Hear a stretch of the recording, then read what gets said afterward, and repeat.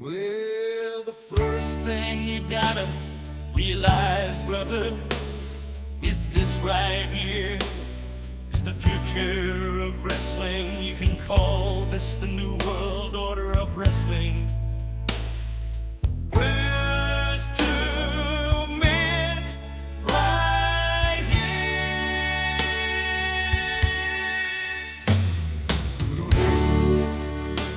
These two men right here came from a great big organization up north.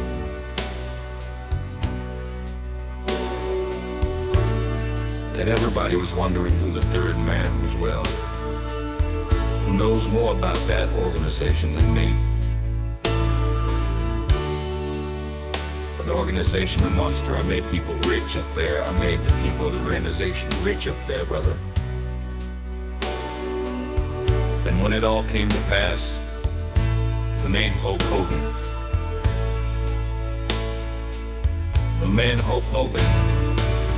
got bigger than the whole organization, brother.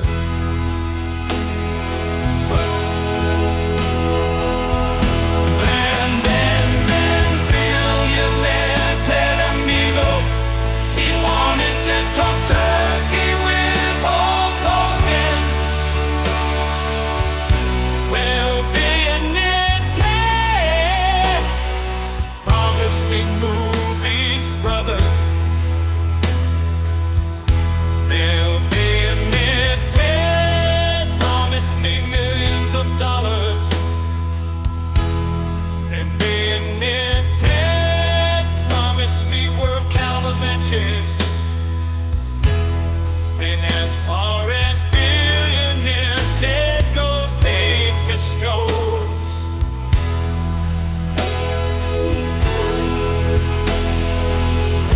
And as far as billionaire Ted goes, Eric Bischoff and the whole WCW goes. I'm bored, brother. That's why these two guys here, the so-called outsiders, these are the men I want as my friends. They are the new blood of professional wrestling, brother. And not only are we gonna take over the whole wrestling business with Hulk Hogan and the new blood, the monsters with me, we will destroy everything in our path. Mean Gene, As far as I'm concerned, all of this crap in the ring represents these fans out here. for 2 years, brother, for 2 years I held my head. I did everything For the charities, I did it. for the kids and the reception I got when I came out here. Yeah, you fans can stick it, brother, because if it wasn't for Hulk Hogan, you people wouldn't be here. If it wasn't for Hulk Hogan, Eric Bischoff would be still selling meat from a truck in Minneapolis. And if it wasn't for Hulk Hogan, you people wouldn't be here.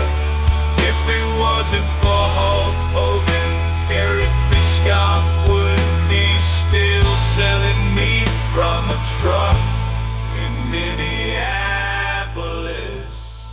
And if it wasn't for Hulk Hogan, all these Johnny-come-latelys that you see out here wrestling wouldn't be here. I was selling. I was selling. And as far as billionaire Ted goes, Eric Bischoff and the whole WCW goes. I'm bored, brother.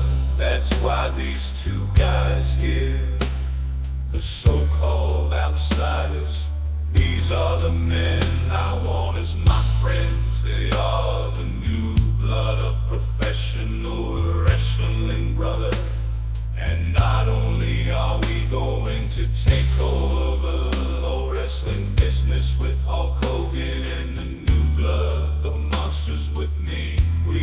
destroy everything in our path.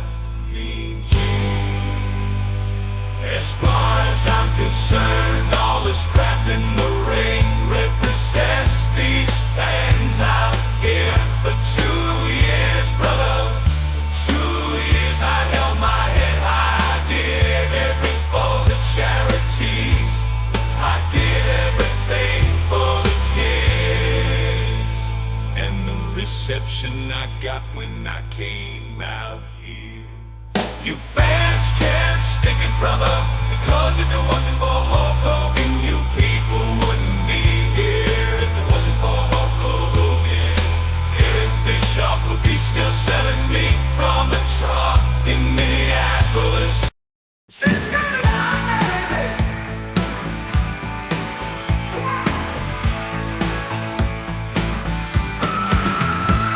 I love Cody, I love his passionate fans. There's the other passionate fans of Cody, and they're called the Cody Crybabies. The Cody Crybabies. These are grown-ass men. Cody's gotta finish his story. It's like, wait a second, hey Dad, you wanna go outside and play catch with me? Now, Cody's gotta finish his story. Wife comes in, hey honey, do you wanna go have sex? Now, Cody's got to finish his story. At the end of the day, look, you've got the Cody Crybabies, you have the Cody fans, and then you have Cody himself. And there's a clear distinction between the three. But The Rock says this, those Cody Crybabies, the once for every 10 tweets, they're shoving a chicken McNugget in their mouth. For every 20 tweets, they're shoving 2 McNuggets up theirs. The Rock says this, all you've got to do is sit back, know your role, shut your mouth, enjoy the ride that The Rock is gonna take your candy asses on. So hashtag that hashtag, shut your bitch asses up. Hashtag Cody Crybabies.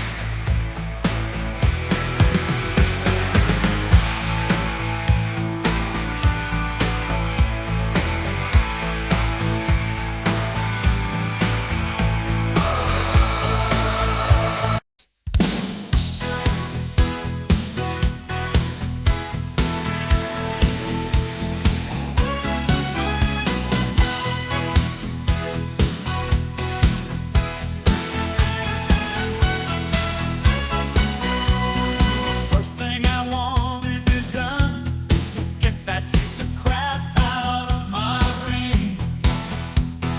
Don't just get him out of the ring, get him out of the WWF, because I proved some without a shadow of doubt, you ain't got what it takes anymore. You sit there and you thump your Bible and you say your prayers, and it didn't get you anywhere. Talk about your songs, talk about John 3:16. Austin 3:16 says, I just ripped your all. He's gotta do is go buy him a cheap bottle of Thunderbird and try to dig back some of that courage he had in his pride. As the king of the ring, I'm serving notice to every one of the WF superstars. I don't give a damn what they are, they're on the list, and that's Stone Cold's list. I'm fixing to start running through all of them. And as far as this championship match is considered, son, I don't give a damn if it's Davey Boy Smith or Shawn Michaels, Steve Austin's time has come. And when I get that shot, you're looking at the next WWF champion. That's the bottom line, because Stone Cold said so.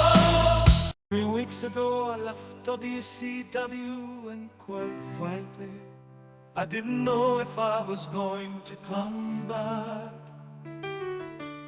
And the reason I didn't know is because from day one I've done nothing but deal with the bullshit of the politics behind that curtain. The fact of the matter is, I have a wife, I have 3 kids at home, And I really don't need this shit. But let me tell you why I did come back. I came back for every one of the guys in the locker room that week in, week out bust their ass for WC. I came back for the Booker T's. I came back for every single guy in MIA. I came back for the filthy animals. I came back for Jarrett. I came back for the guys behind that curtain that give a shit about this company. And let me tell you who doesn't give a shit about this company. That goddamn politician Hulk Hogan. Let me tell you people what happened in this ring tonight. All day long I'm playing politics with Hulk Hogan, because tonight Hulk Hogan wants to play his creative control card.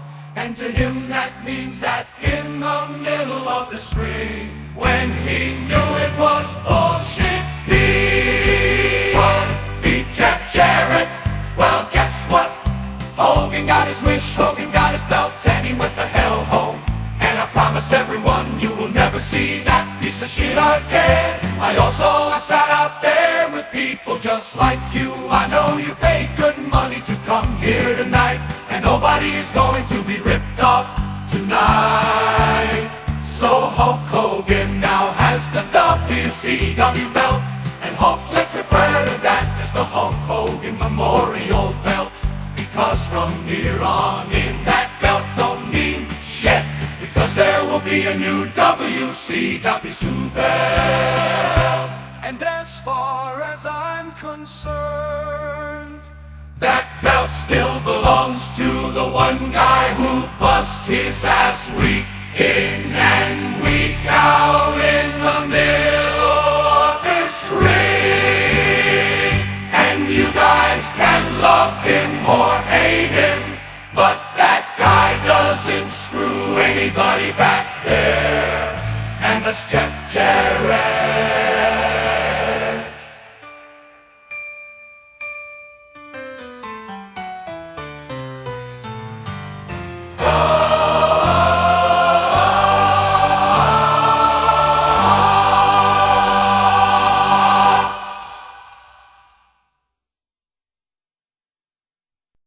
There's a lot of great wrestlers out there that can deliver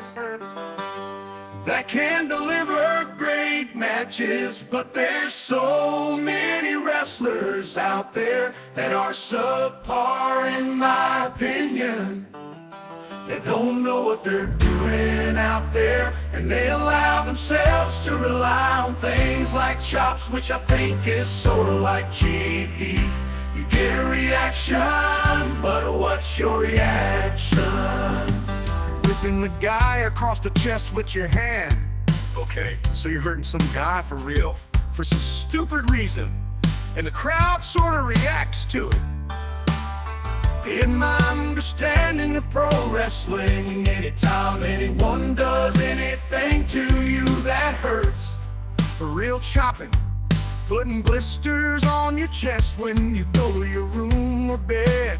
Anytime anyone does things to you for real, they're in the wrong business. They're doing it wrong because you're not supposed to get hurt. You're not supposed to come back to your dressing room that night, or to your hotel room and have a big lump on your head and a black eye and your teeth are knocked out. That's Bill Goldberg wrestling. That's not how it's done.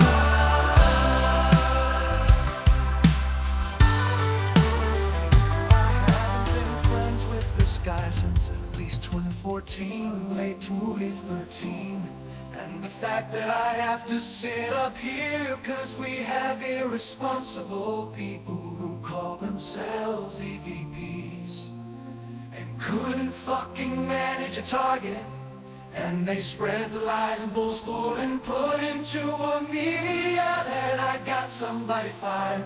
When I have fuck all to do with him, want nothing to do with him. Do not care where he works, where he doesn't work, where he eats, where he sleeps. And the fact that I have to get up here and do this in 2022 is fucking embarrassing. What did I ever do? Didn't do a goddamn thing.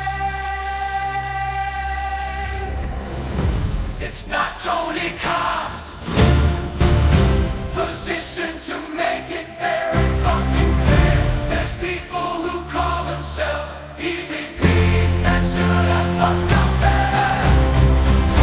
I'm trying to run a fucking business, and when somebody who hasn't done a damn thing in this business jeopardizes the first $1 million house that this company has ever drawn off of my back, and goes on national television and does that, it's a disgrace to this industry.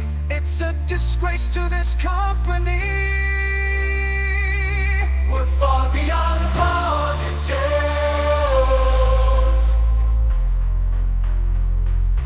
Want nothing to do with him. Do not care where he works. You are the big guy right back, and I'm here to tell you that CM Punk's promo on Monday night absolutely sucked. First of all, the pops aren't quite nearly the same when you're not in your town of Chicago. Ain't that right, Fragile Phil? The man child best known for his pipe bomb promo, which by the way was all scripted for all you little neckbeard Nazis, negative marks out there, just completely bombed. Give it all you on the limb, for a blessed by the Lord. But Fragile Phil is desperate, and desperate boys do desperate things. I mean, in fact, did he just think he was gonna just sneak this one by us? Bro, do you think we were just gonna forget about this CM Punk's UFC career? Most be a man.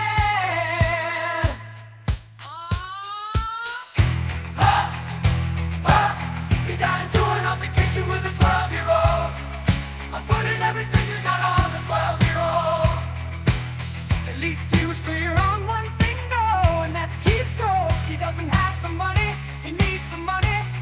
And he tucked his tail between his legs, and he went back to the one place of fighting on his wedding day. Oh, Fragile Phil, welcome back to the game, and you are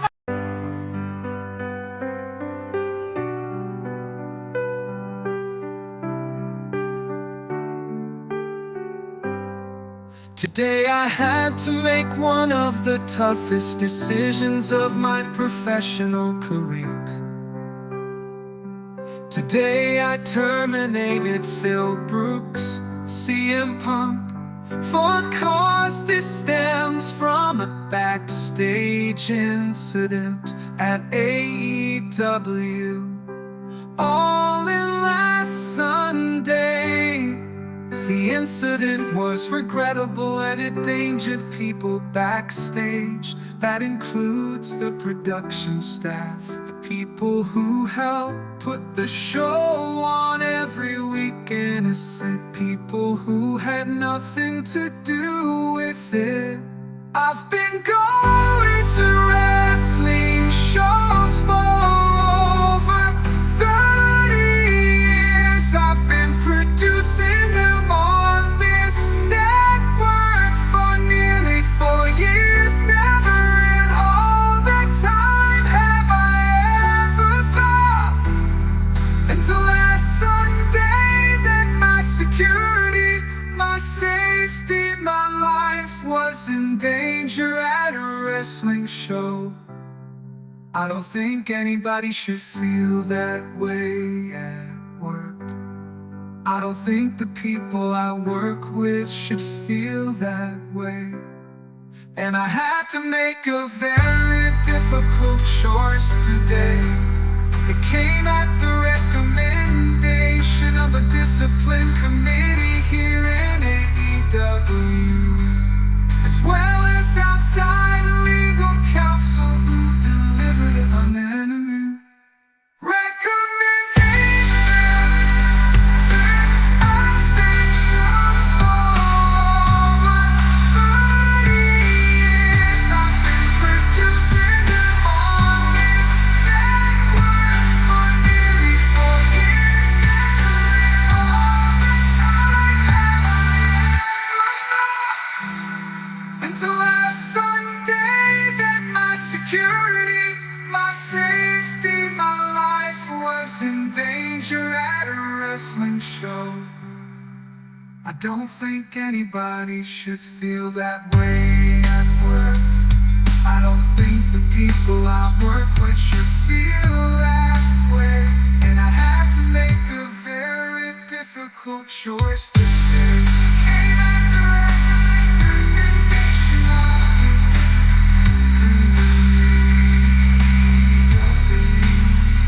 as well as outside legal counsel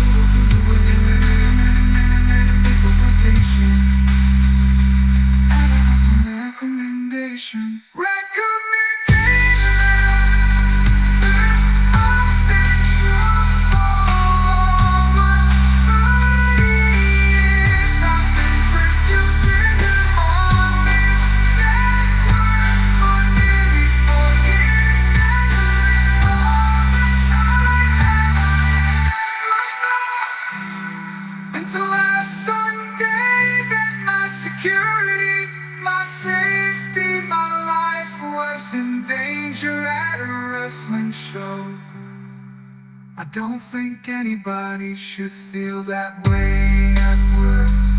I don't think the people I work with should feel.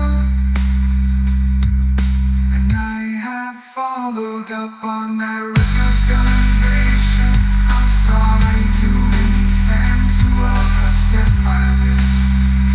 Sorry to anyone who was upset by this.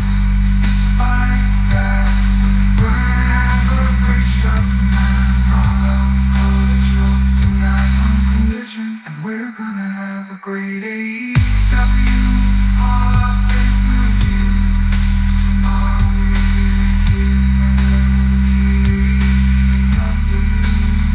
As well as outside legal counsel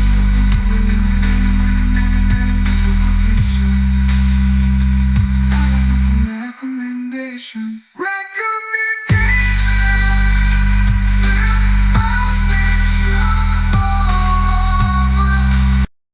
I understand that there are a number of you.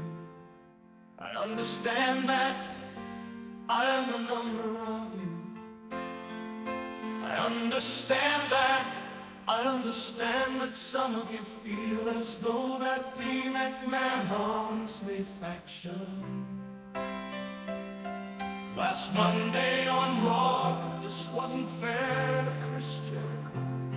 I understand that many of you feel as though since the McMahon-Helmsley faction made Chris Jericho compete on 3 different occasions, defending the Intercontinental title until he lost it, that it just wasn't fair. Well, that's just too damn bad, because if you don't think it was fair, Monday are probably the same kind of people waiting in line. You wait forever in line, like sheep all lined up. You wait in line, waiting your turn, and then you'll see someone like myself very aggressively cut in the front of the line, and you'll say, wait a minute, that's not fair. And what about the parking lot? We've all been there. There you are, patiently waiting for your little parking space, and it suddenly appears you start driving your car. zips in, cuts you off, parks their car. And you say, wait a minute, that's my parking space, that's not. What about on those few occasions when you will honestly and objectively look into the full-length mirror? Alright, now I'm here getting somewhere, and you women look into the mirror, and you look at yourselves and you say, really? Look at the cellulite hanging from my hips and my buttocks. That's not fair. You won't come close to the mirror, but on that rare occasion where you might take a quick glimpse, you say, oh, that can't be me. No, that can't be with the pot belly and the small genitalia. Oh no, that's not fair. Look at yourselves, go ahead, look at her, look at the person sitting in front of you. Go ahead, look at all of you. Look at yourselves and you compare yourselves to the beautiful people here in this ring, and you say, that's not fair. Forget about the looks, what about the money, huh? What about the money? You scrimp and you save, you work yourselves half to death, and still you can't afford what you really want. That's not fair. It's not fair that some people are rich and you're not. That's not fair. You know you have to face the facts that the vast majority of you are just born with inferior DNA. You say it's not fair. Go ahead, look at all of you. You look at yourselves and you compare yourselves to the beautiful people here in this ring. That's not fair. Forget about the looks. What about the money, huh? What about the money? You scrimp and you save, you work yourselves half to death, and still you can't afford what you really want. That's not fair. It's not fair that some people are rich and you're not. That's not fair. You know you have to face the facts that the vast majority of you are just born with inferior DNA. And you know you have to face the facts that the vast majority of you are just born with inferior DNA. And you say it's not fair, I'm born with inferior DNA. But you feel sorry for yourselves, you wallow in your self-pity, and then you have to face the facts that life is not fair. Some of you, a select few, you might as well go ahead and admit it. You might as well own up to the philosophy for some of you, and that is that life sucks, and then you die. Who's not here? The same person that claimed on Monday they would lead by example. CM Punk, don't be a hypocrite, man. Leading by example would suggest you're outworking everyone, and we both know that's not true. I look at you and see the same old punk. Very big name, very good at here to make money and not friends. The word's not mine, that's the truth, and that's okay. Check my schedule these last few years, very few have come close to the amount of live events high-level media. You can only trust so many people with community work. I'm very proud to be a global ambassador for Special Olympics. All that stuff, that's setting an example. And I do it not because I have to, simply because I love it. Made me change my work outside of W. I evolve through business everywhere, and I will eliminate you in the Royal Rumble if we're both in there together. Because no one's gonna stop me from finally having the moment I have earned. Especially you, Drew McIntyre said. If you'd actually done some research, maybe you would have seen something as negative as I'm not known for my talk and push. So my KW, and I thank Ring of Honor, cause it falls under my ownership. To be AEW is to be under constant attack. You do a great show, and the next day somebody's saying something negative. You do 5 great shows in a row, somebody says something negative. You break the ticket record for the most tickets ever sold for any wrestling show in the history of the world. And somebody has something bad to say about it. At this point, I don't worry about it. We just need to go out and do great shows week after week like we did.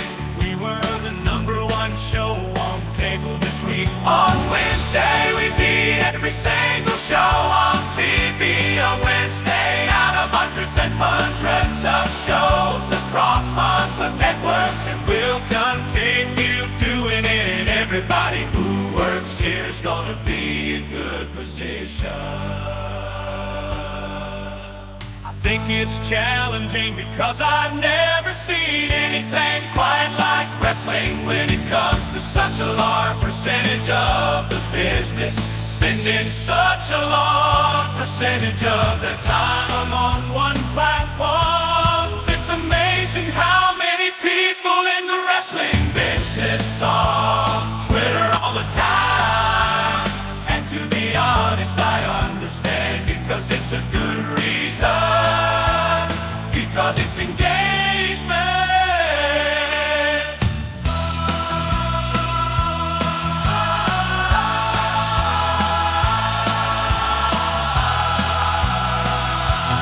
Because there's such a large percentage of the wrestling fans, and you, the wrestling media, and opinion makers, and the wrestlers themselves, and the companies. So many people are on this one platform.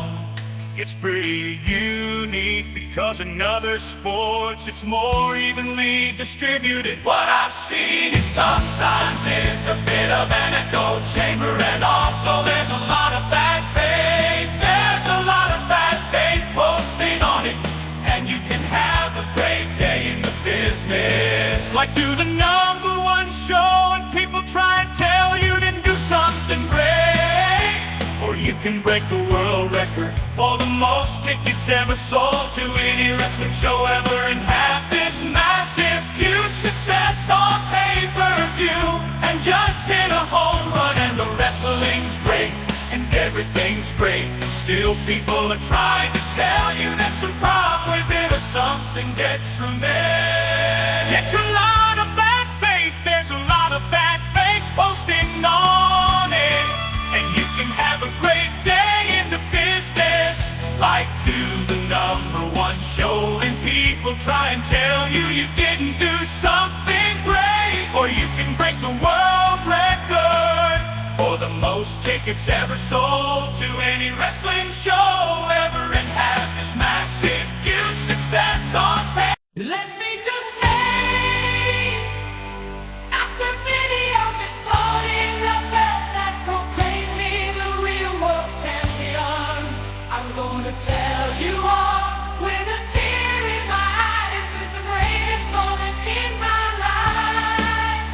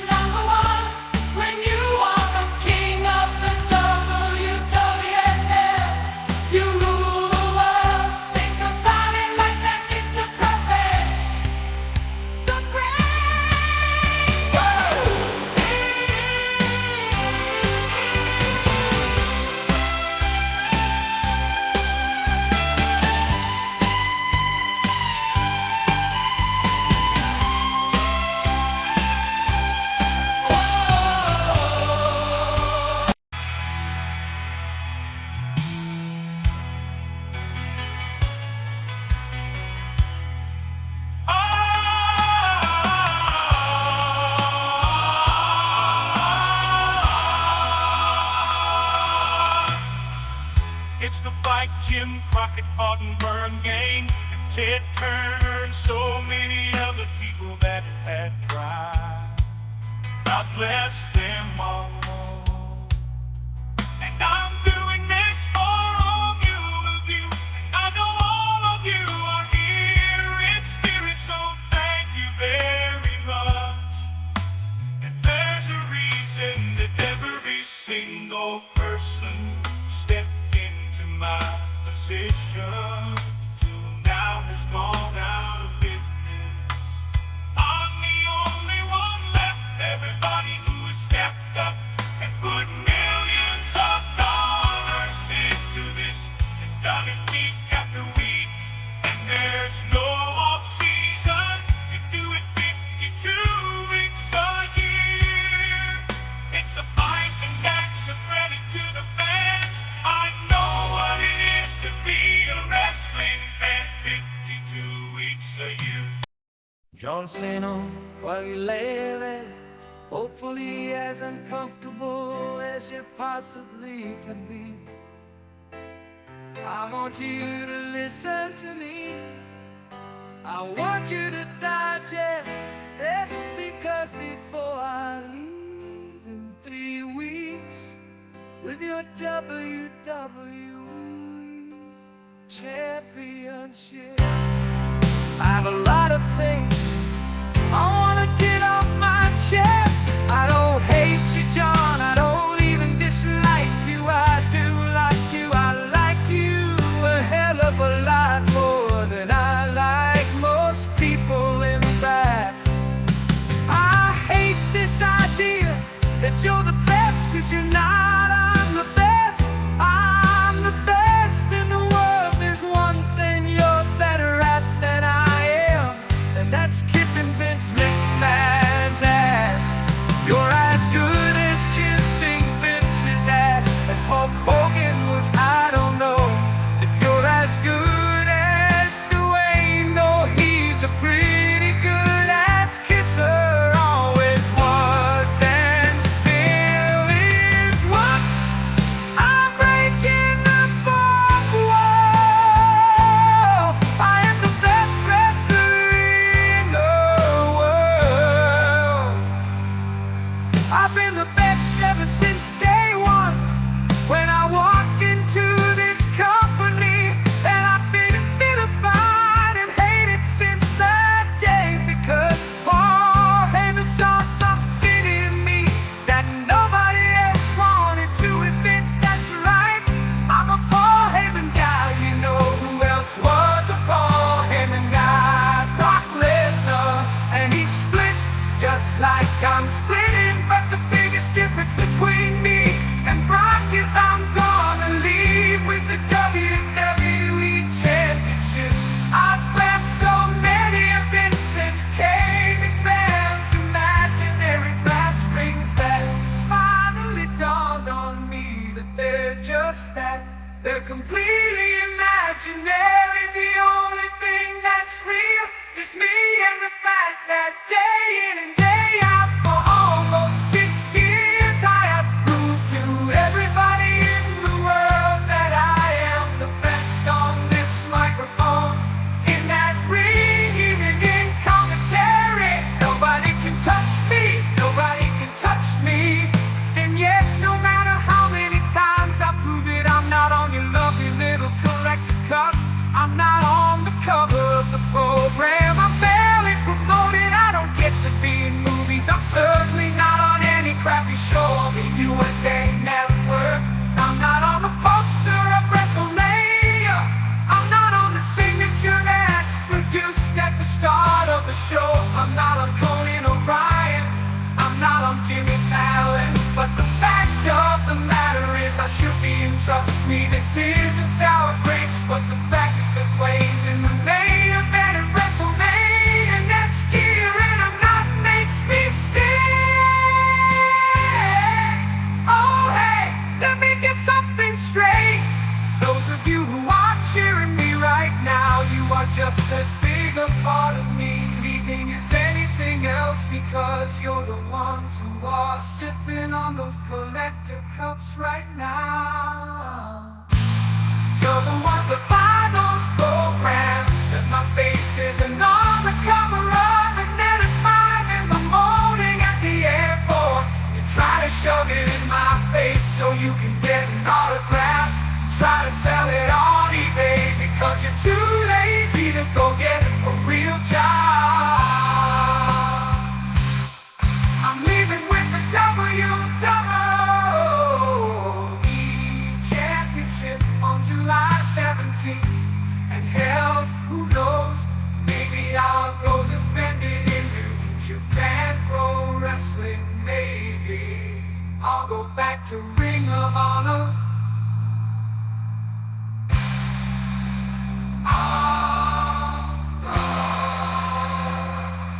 To Ring of Honor.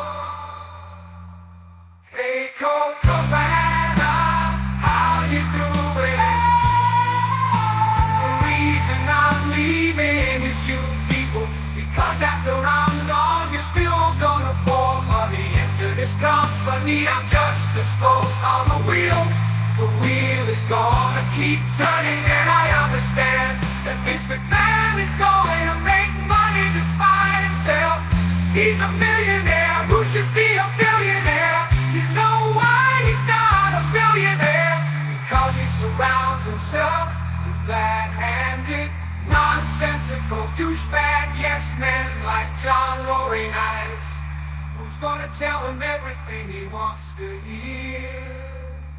And I'd like to think that maybe this company will be better after the Vince McMahon is dead. But the fact is, it's gonna be taken over by his idiotic daughter and his doofus son-in-law and the rest of his stupid family.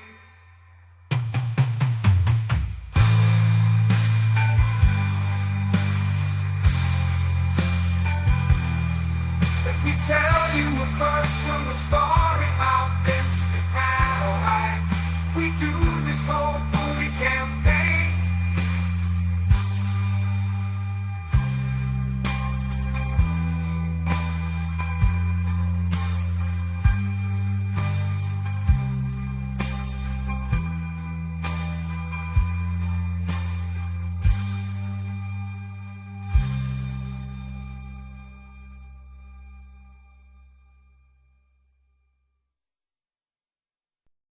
Let me just say, after video distorting the belt that proclaimed me the real world champion, I'm gonna tell you all with a tear in my eye, this is the greatest moment in my life. When you walk around this world, you tell everybody that you're number one. The only way that you get to stay number one is to be number one. And this is the only title in the wrestling world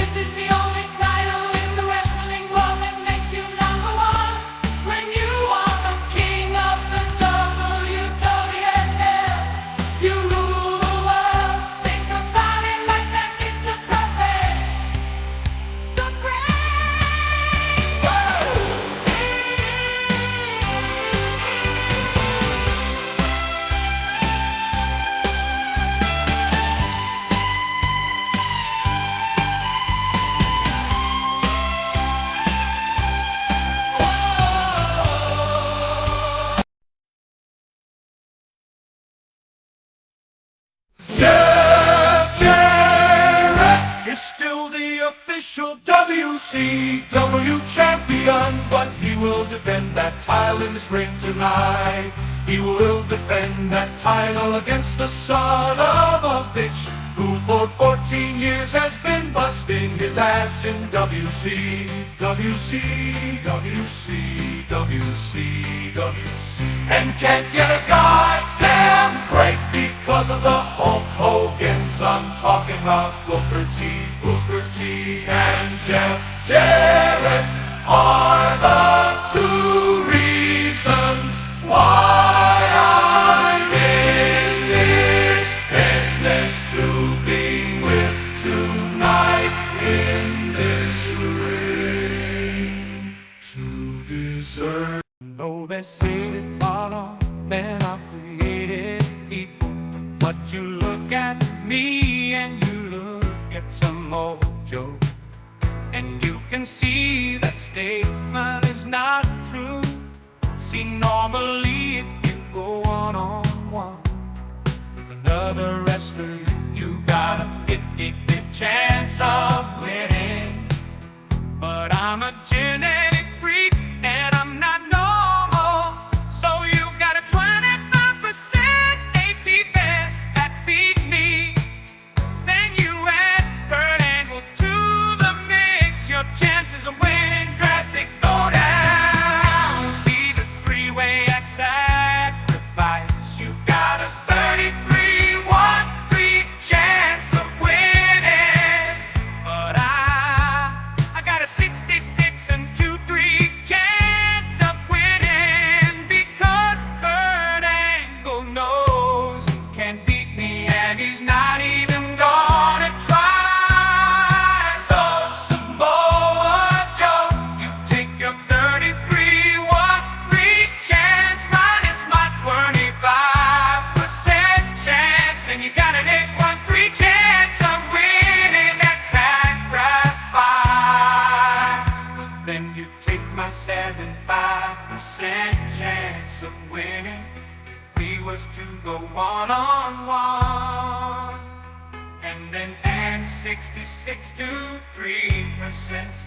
I got 41-2-3 chance of winning that sacrifice.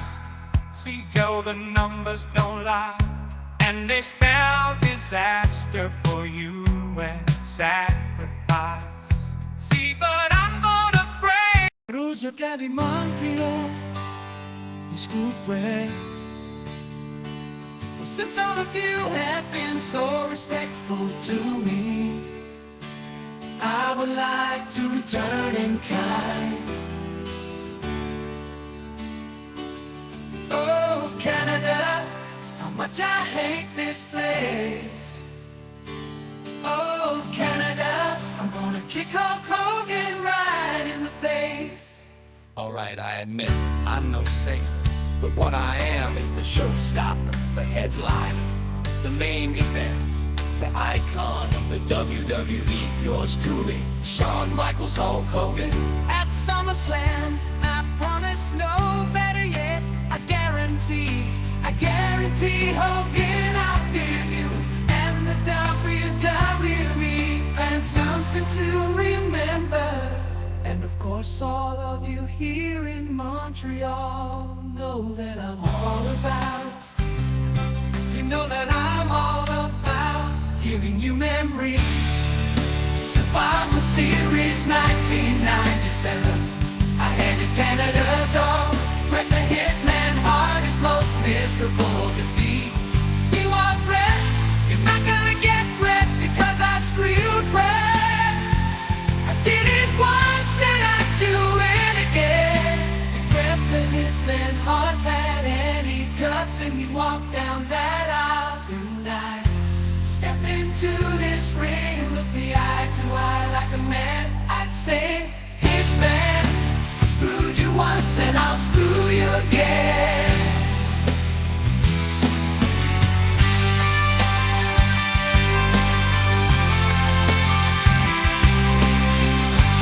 It's kinda funny how The Undertaker came about. I was doing a movie called Suburban, dope, suburban commando. And we needed a couple of really big aliens. We had one actor and couldn't find another guy had been enough. So I remembered me, Mark Calloway from the NWA. He was working in Atlanta, Georgia for Jim Bonnet at the time. So I had somebody hunting down, and we bought into Hollywood and The Undertaker. Mark Calloway was one of the bounty hunters in the movie Suburban Commando. We became really good friends, and once we were done, I said, man, you should come to New York. So I brought Mark Calloway in to meet Vince McMahon. And Vince took a long look at him. He was a monster at 6'10" and in really good shape. And Vince goes, I'd call you the Undertaker. I just said, oh my God, this will never work with the body bags and dead people.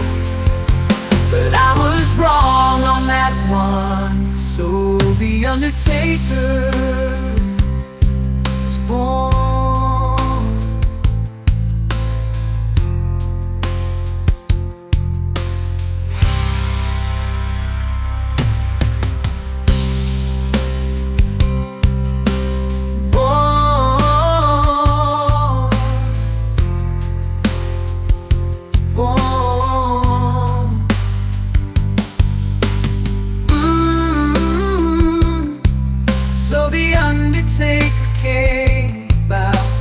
Doing a movie called Suburban Commando, and we needed a couple of really big aliens. We had one actor and we couldn't find another guy big enough. So I remembered me, Mark Calloway. I didn't know if I from the end back, and the reason I didn't know is because from day one I've done nothing but deal with the bullshit of the politics behind that curtain. The fact of the matter is I have a wife, I have 3 kids at home, and I really don't need this shit. But let me tell you why I did come back. I came back for every one of the guys in the locker room that weekend. We got bust their ass for WCW. I came back for the Booker T's. I came back for every single guy in MIA. I came back for the filthy animals. I came back for Jarrett. I came back for the guys behind that curtain that give a shit about this company. And let me tell you, who doesn't give a shit about this company? That goddamn politician Hulk Hogan.